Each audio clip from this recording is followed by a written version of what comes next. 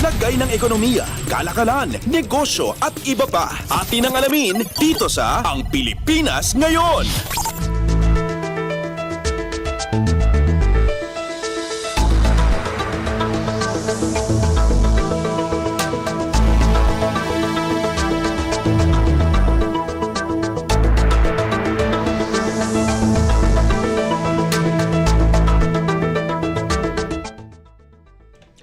Magandang araw, narito na ang mga naungunang balita sa larangan ng pagninegosyo at kalakalan. Abiso po sa mga customer ng Meralco dahil may taas singil ngayong buwan ng Nobyembre ang Electric Distribution Company dahil sa tumaas na gasto sa supply ng kuryente. Ayon sa Meralco, may dagdag na lampas 42 centavos sa singilan ngayong buwan, kaya naman sasampa sa humigit 11 pesos at 85 centavos ang kada kilowatt hour mula sa 11 pesos at 4295 centavos per kilowatt hour na electricity rate noong Oktubre. Ibig sabihin nito, may dagdag na 85 pesos sa monthly billing ng mga customer na may buwanang konsumong 200 kilowatt hour habang naglalaro naman sa 128 pesos hanggang 213 pesos sa mga may consumption na mula 300 hanggang 500 kilowatt hour.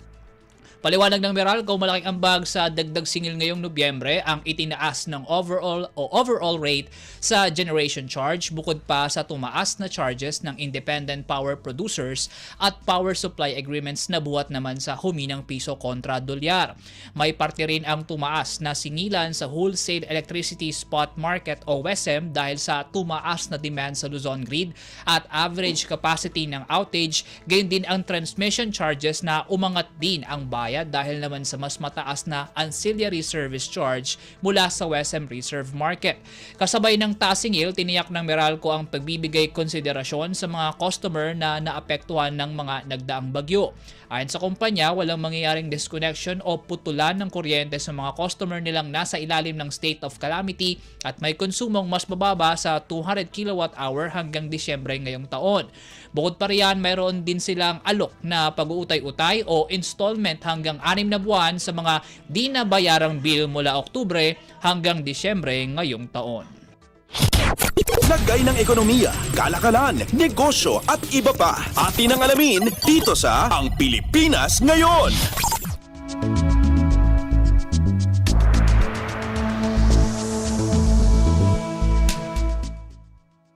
Sa iba pang balita, magsasagawa na ng investigasyon ang Bangko Sentral ng Pilipinas o BSP sa mga napaulat na nabawasan o nawalan ng balanse sa account nila sa e-wallet platform na GCash. Ayon sa BSP, titingnan ng kanilang investigasyon kung may posible bang vulnerability sa sistema ng GCash, gayon din ang pagsilip sa compliance sa mga regulasyon at polisiya.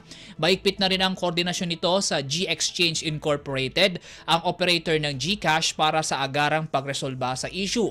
Base sa initial na report na nakuha ng BSP mula sa G-Exchange, nangyari ang nasabing insidente dahil sa isang system error. Siniguro naman ng G-Exchange na nananatiling secured ang lahat ng accounts ng GCash users at pinoproseso na ang refunding ng mga nabawasan ng laman sa kanilang mga balanse. Una nang sinabi ng G-Exchange na nakompleto na nito ang lahat ng wallet adjustment sa mga naapektuhang users at tiniyak ang pakikipagtulungan sa law enforcement agencies para maimbestigahan ang insidente.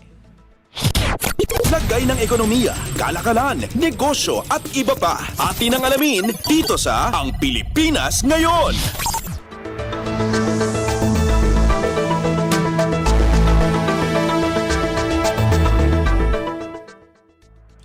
Tumaas ng 11.3% ang kabuuang assets ng Philippine banking sector nitong Setyembre. Base sa datos na inilabas ng Bangko Sentral ng Pilipinas o BSP, aabot na sa 26.73 trillion pesos ang kabuuang halaga ng assets ng banking sector sa bansa, mas mataas kung ihahambing sa 24 trillion pesos na halaga nito sa kaparehong panahon ng 2023. Mataas din ito kung ikukumpara sa 25.9 trillion pesos na naitala noong noong Agosto ngayong taon. Sa obserbasyon ni Rizal Commercial Banking Corporation Chief Economist Michael Ricafort, ang pagtaas ng assets ng banking sector ay sumasalamin sa tumaas na income o kita ng mga bangko. Partikular niyang tinukoy ang naging magandang kitaan mula sa loan business ng mga bangko at ang tumaas na bilang ng banking transactions na bunga naman ng patuloy na pag-recover ng ekonomiya ng bansa mula noong pandemya. Samantala, nakikita naman ni Ricafort na magpapatuloy ang paglago ng banking resources sa Pinas. Paliwanag niya ang patuloy na pag-angat ng net income ay nangangahulugan ding mas mataas na capitalization ng mga bangko, bagay na siyang salik para lumakas ding lalo ang lending at investing activities ng sektor.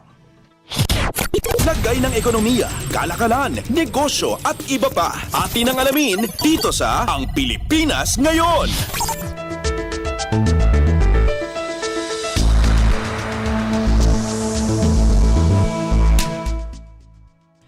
At yan po mga balitang aming nakalap sa larangan ng pagnenegosyo at kalakalan. Para sa Radyo Pilipinas World Service, ako po muli si Win Peñano.